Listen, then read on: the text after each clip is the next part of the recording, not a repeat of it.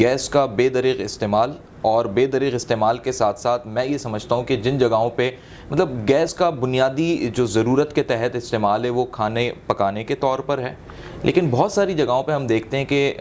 Gas کے generators کا استعمال ہو رہا ہے جی اور کمرشل پوائنٹ پہ بھی وہ ہو رہا ہے، اور لوڈ شیڈنگ کے دورانیہ بڑھنے میں وہ ایک مجبوری بھی بن جاتا ہے۔ اس کے تناظر میں آپ کیا سمجھتے ہیں کہ کیا یہ واقعی ایک بے دریغ استعمال ہے، یا یہ گیس اس کی بھی کنزپشن کو پورا کرنے کی صلاحیت رکھتی ہے؟ دیکھیں، آپ نے ایک اور اچھی بات اٹھائی ہے،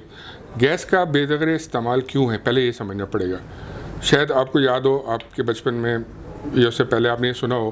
کہ ہم نے تو سنا تھا اپنے بڑوں سے کہ جی یہ گیس تو ہمارے ملک کا قدرتی خزانہ ہے، یہ تو زندگی بھر رہے گی، جب تک ہم جئیں گے زندگی بھر رہے گی، یہ گیس کہیں جانے والی نہیں ہے۔ تو مطلب کوئی استعمال کرتے ہوئے سوچتا ہی نہیں تھا کہ کفایت شعاری بھی کرنی ہے اس کے اندر۔ کسی نے چولہا صبح کھولا خاتون نے ناشتہ بنانے کے لیے، تو رات تک کے کھانے تک وہ کھلا ہی رہا، کیونکہ شاید اس وقت ماچس مہنگی تھی اور گیس سستی تھی، 25-30 روپے کا بل آیا کرتا تھا۔ میں 70s-80s کی بات کر رہا ہوں۔ صحیح ہے۔ تو اس وقت سے کانسیپٹ لوگوں کے دماغ میں بیٹھ گیا کہ جی گیس تو بہت ایک سستی چیز ہے اور زندگی بھر کی ہے، بے دریغ استعمال کرو۔ اس وقت واقعی گھریلو حد تک ہی محدود تھا، یا تندور پہ ہوتا تھا یا ہوٹلز پہ ہوتا تھا گیس کا استعمال۔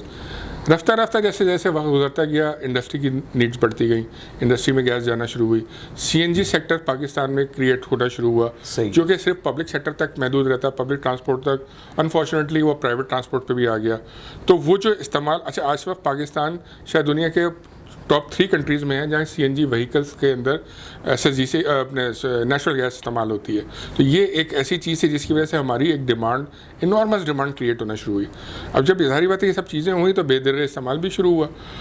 لوگوں نے جنریٹرز بھی لگانے شروع کیے جیسے آپ نے کہا، کیونکہ پاور کا بھی ایک ایشو آیا کہ جی پاور کی لوڈ شیڈنگز ہونی شروع ہوئیں، تو لوگوں نے کہا آسان طریقہ یہ کہ ڈیزل اور پیٹرول کے اوپر تو مہنگا پڑے گا، تو یہ تو ہمارے گھر میں لگا ہوا لگا لیں۔ لیکن نہ اس کی کوئی قانونی اجازت ہے، نہ ہماری طرف سے کوئی الاؤڈ ہے۔ گیس کنیکشن کوئی بھی صارف اپلائی کرتا ہے، اس کے ساتھ ایک ایگریمنٹ سائن کرتا ہے کمپنی کے ساتھ، اس کا ایک لوڈ اسرٹن ہوتا ہے، اس کا لوڈ اسرٹن ہوتا ہے اس کی فیملی کے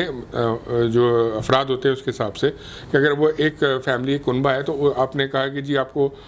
کھانا پکانے کے لیے اتنی گیس چاہیے ہوگی، گیزر کے لیے اتنی گیس چاہیے ہوگی، اسے کیلکولیٹ کر کے وہ ایک معاہدہ سائن کر لیتی ہے کمپنی اس کے ساتھ۔ اب وہ پابند تو ہے اس معاہدے کا، لیکن اگر اس کے پیچھے اگر وہ جنریٹر بھی استعمال کر رہا ہے، یا اس نے کوئی بیکری کھولی ہوئی ہے، اس سے وہ پائپ دے کے پیچھے والی گلی سے کسی بیکری کو بنا رہا ہے، تو وہ ایک اس کے بیسکلی ہمارا ایک آپریشن گرفت ہے۔ صاحب یہ تو بڑی کامن چیز ہے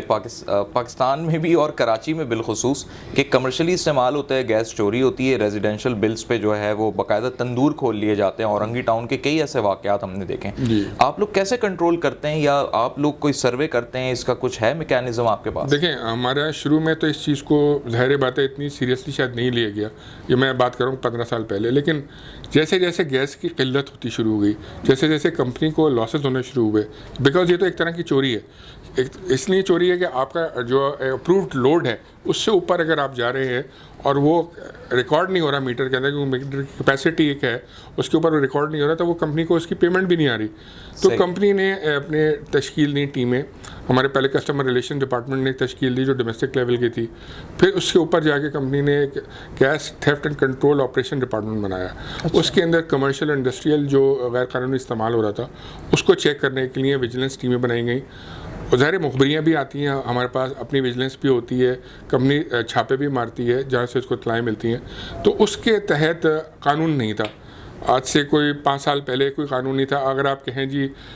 میری گیس چوری ہو رہی ہے تو آپ FIR کٹوانے جائیں گے تو تھانے دار آپ سے پوچھے گا بھائی کتنی بڑی گیس تھی، کتنی چوڑی گیس تھی، کیسے نظر آتی تھی، جیسے آپ بتاتے ہیں کہ جی میری بکری چوری ہو گئی تو میری ایسے کالی تھی، نیلی تھی۔